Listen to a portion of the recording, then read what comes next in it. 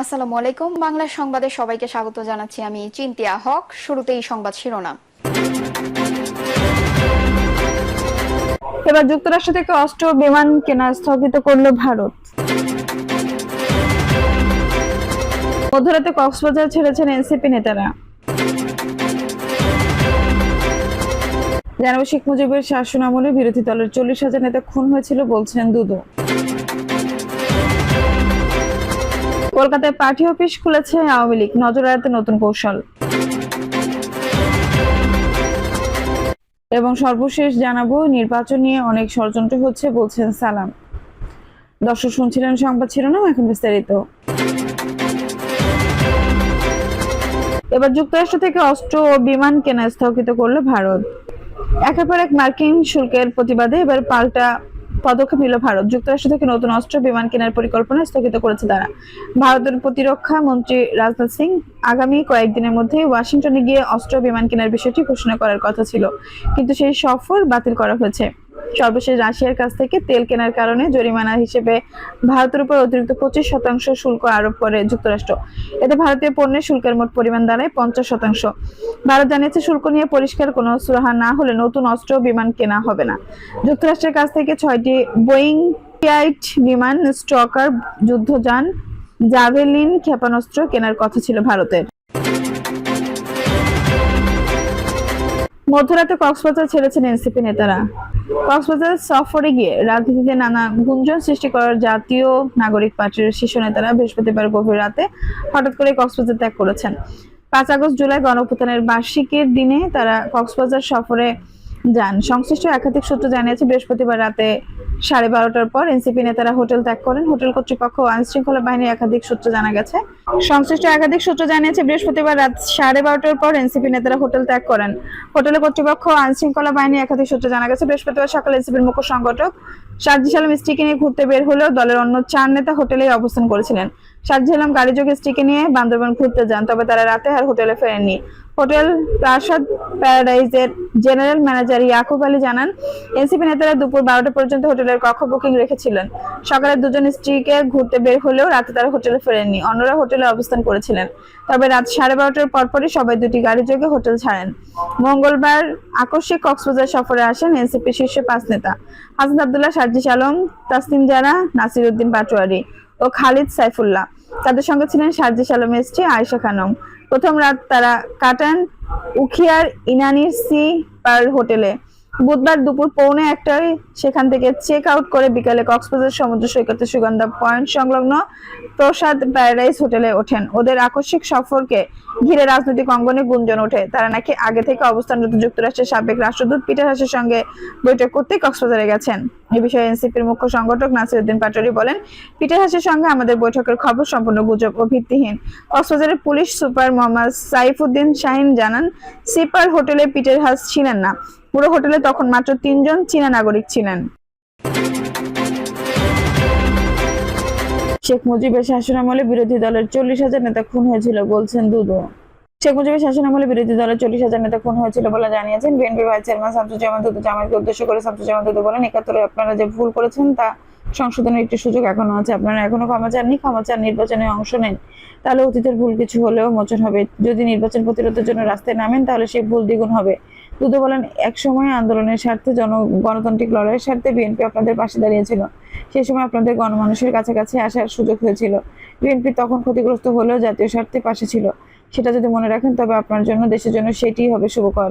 তিনি বলেন, বর্তমানে বিএনপি হলো একমাত্র দল যার শিকড় দেশের বিস্তরে ছড়িয়ে আছে। যেখানে 10 জন আছে সেখানে 6 থেকে 7 জন বিএনপির। আওয়ামী লীগ ছিল, হারিয়ে গেছে। বিএনপি যদি উঠে দাঁড়ায় তাহলে পুলিশ বা মিলিটারি দরকার হবে না, তারা নিজেরাই দেশ রক্ষা করতে পারবে। এটাই বাস্তবতা। তাই বিএনপিকে ঠেকাতে নানা অজুহাত, বিভ্রান্তির নাটক সামনে আনা হচ্ছে। ছাত্রদলের সাবেক এই সভাপতি বলেন, আমরা বিশ্বাস করি ডক্টর ইউনূসের নেতৃত্বে একটি ভালো নির্বাচন সম্ভব। বিএনপি আগাগোড়া এই নির্বাচনের উদ্যোগকে সমর্থন দিয়ে আসছে। সরকারও এখন সংসদ নির্বাচনের ঘোষণা দিয়েছে।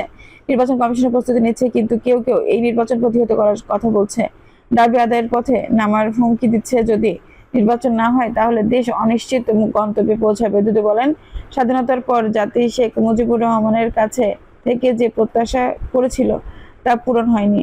তার শাসনামলে 40,000 বিরোধী দলের নেতা নিহত হয়েছিলেন। দুর্ভিক্ষে মানুষ না খেয়ে মারা গেছে। যে জাতির লাখ লাখ মানুষ শহীদ হয়েছিল স্বাধীনতা, গণতন্ত্র এবং দুমুঠো ভাত পাবে এই প্রত্যাশা, এটা চাকরি পাবে এই প্রত্যাশায় তারা কিভাবে উপেক্ষিত হয়েছে, নিগৃহীত হয়েছে। 72 থেকে 75 এই সময়টা যারা দেখেনি, শুধু বই পড়ে, তারা সবটা জানতে পারবে না।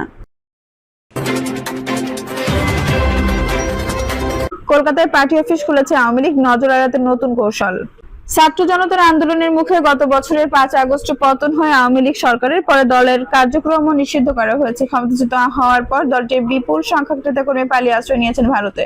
দেশটিতে আশ্রয় নেওয়া নেতাকর্মীদের বড় অংশটি থাকে পশ্চিমবঙ্গে। বাংলাদেশে কার্যক্রম নিষিদ্ধ হওয়া আওয়ামী লীগের নেতাকর্মী ভারতের শুধু অবস্থানই করছেন না, দলীয় কার্যালয় খুলে রাজনৈতিক কার্যক্রমও চালাচ্ছেন। শুক্রবার 8 আগস্ট ব্রিটিশ সংবাদ মাধ্যম বিবিসি বাংলার এক প্রতিবেদনে বলা হয়েছে, কলকাতায় একটি বাণিজ্যিক কমপ্লেক্সে রাজনৈতিক কার্যালয় খুলে সেখানে দলের নেতাকর্মীরা নিয়মিত যাতায়াত করছেন। এদের অনেকেই মাত্র 1 বছর আগেও বাংলাদেশের সব ক্ষেত্রে সবথেকে ক্ষমতাসীন রাজনৈতিক ব্যক্তিদের মধ্যে অন্যতম ছিলেন। তারা আওয়ামী লীগ ও এর সহযোগী সংগঠনগুলোর শীর্ষ এবং মধ্যস্থতার নেতা। এর আগে 2024 সালের 5 আগস্ট শেখ হাসিনা বাংলাদেশ ছাড়ার পরের কয়েক মাসে আওয়ামী লীগের নেতাকর্মীদের মধ্যে যারা ভারতের অবস্থান করেছেন তারা নিজেদের মধ্যে ছোটখাটো বৈঠক বা দলীয় দপ্তরের কাজকর্ম চালাতেন নিজেদের বাসা বাড়িতেই। বড় বৈঠকগুলো অবশ্যই করতে হতো কোনো রেস্তোরাঁ বা ব্যাংকুয়েট হল ভাড়া করে। একটি বাণিজ্যিক ভবনের 8 তলায় লিফট দিয়ে উঠে বাঁ দিকে গেলে সারি সারির বাণিজ্যিক প্রতিষ্ঠানের কার্যালয়। করিডোরের দুদিকে হালকা বাদামি রঙের একের পর এক দরজা, তার মধ্যে একটিতে আওয়ামী লীগের পার্টি অফিস। স্থানীয়দের নজর এড়াতে নতুন কৌশল বেছে নিয়েছে আওয়ামী লীগের নেতাকর্মীরা। সাধারণত আওয়ামী লীগ বা তার অঙ্গ সংগঠনের কোনো অফিসে শেখ মুজিবুর রহমান এবং শেখ হাসিনার ছবি রাখা হয়। এছাড়া দলীয় বিভিন্ন ব্যানারে ফেস্টুন থাকে পার্টি অফিসের। তবে কলকাতার অফিসটিতে কোনো সাইনবোর্ড শেখ হাসিনার অথবা শেখ মুজিবুর রহমানের কোনো ছবি কোথাও নেই। মানুষের নজর এড়াতেই এমন পদ্ধতি বেছে নিয়েছেন আওয়ামী লীগের নেতাকর্মীরা।